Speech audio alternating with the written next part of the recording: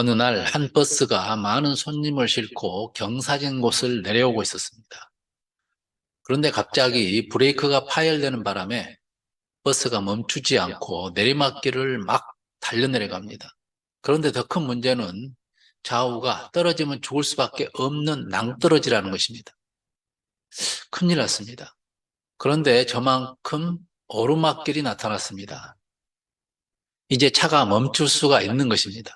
휴, 살았다 생각했는데 오르막길 바로 못 가서 한 꼬마가 앉아서 흙놀이를 하고 있는 것입니다.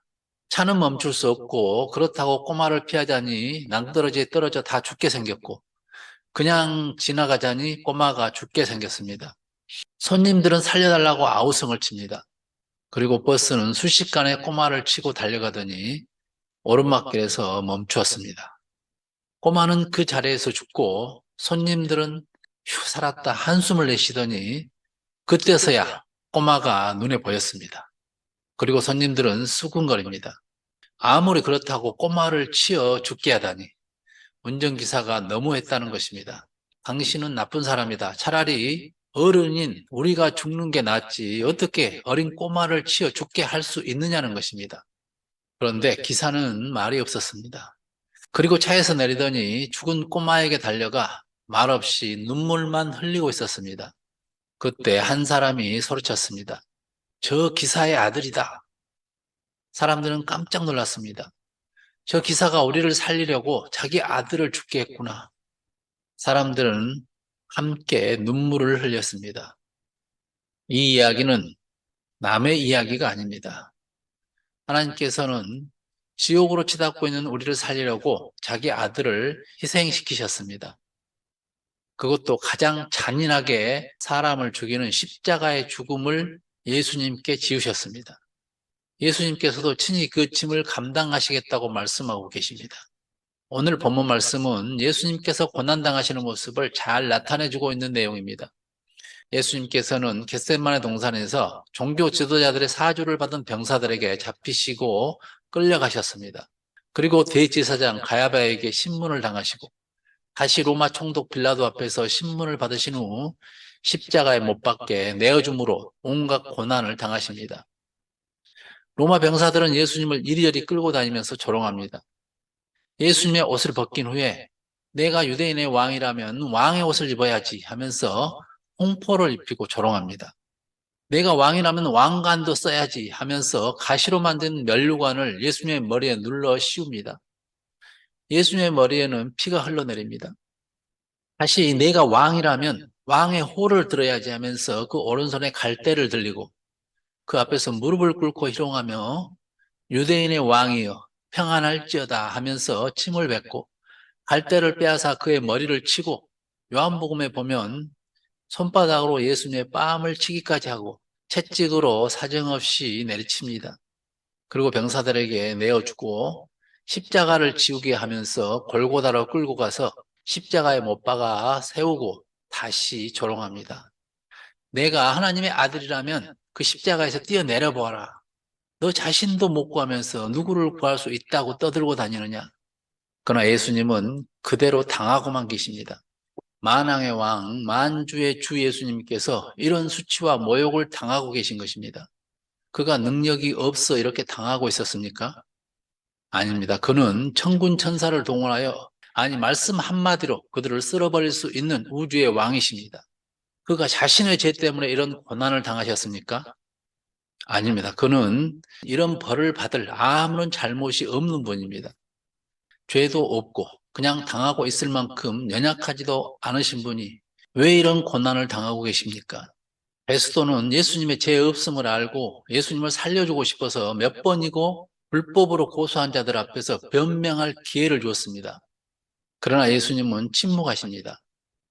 많은 사람들이 십자가에서 뛰어내려 보라고 조롱할 때 예수님은 뛰어내려서 자신의 능력을 보여줄 수도 있었습니다. 그러나 그렇게 하지 않으셨습니다. 때리면 맞고 끌고 가면 끌리고 뺨을 때리고 침을 뱉으면 침 뱉음을 당했습니다. 왜 능력의 주님께서 이렇게 당하고만 계십니까? 그것은 바로 이 길이 저와 여러분을 구할 수 있는 유일한 길이기 때문입니다. 예수님을 말미암지 않고는 누구든지 하나님께로 올 자가 없기 때문입니다.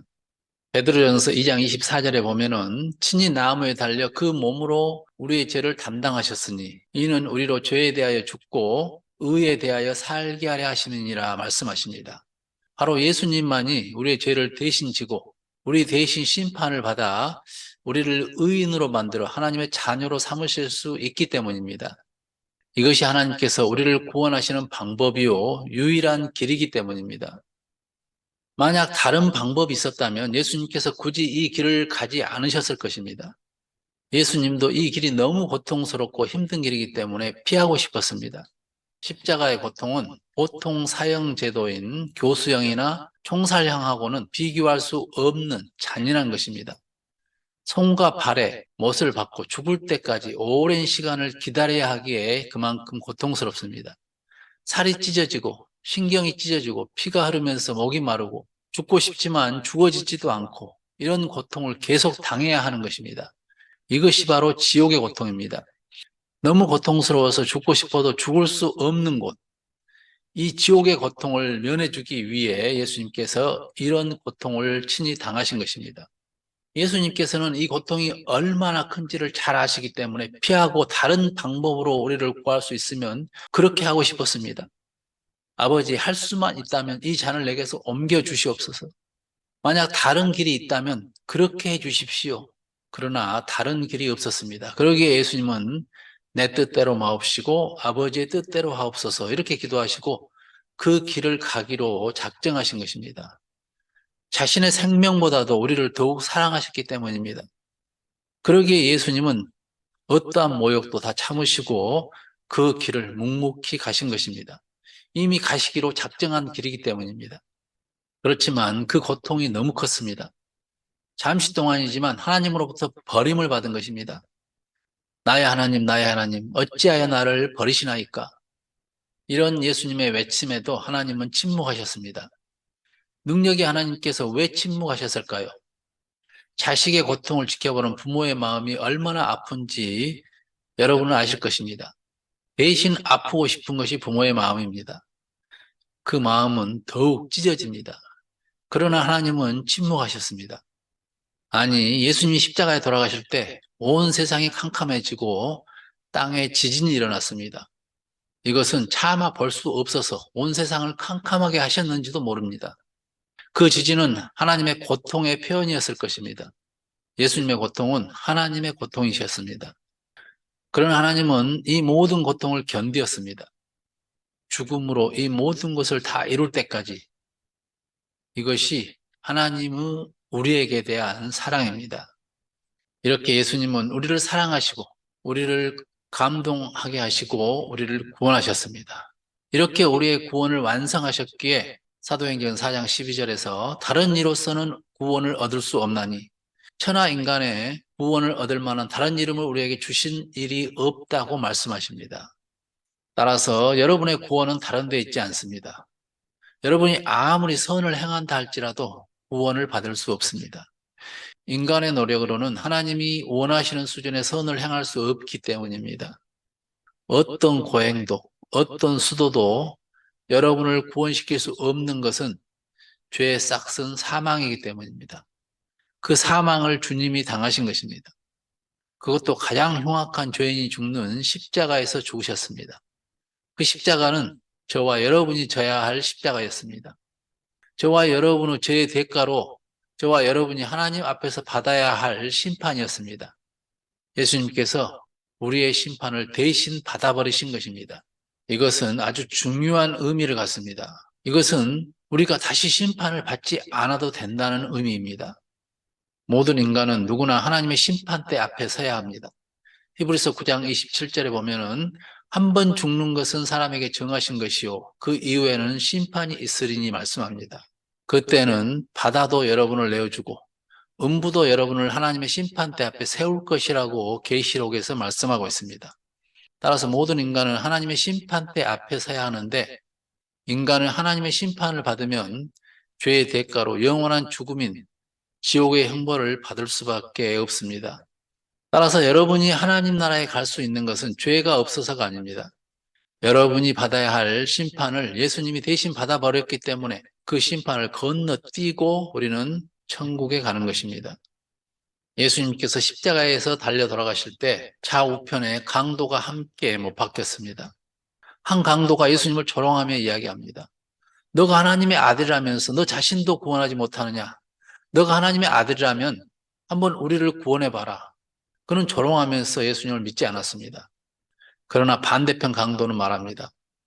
그 사람은 하나님의 아들이 맞다. 그분이 행한 것은 하나도 옳지 않는 것이 없다. 예수님, 당신의 나라가 임하면 나를 기억해 주세요. 그러자 예수님은 그를 구원하셨습니다. 내가 오늘 나와 함께 낙원에 있으리라.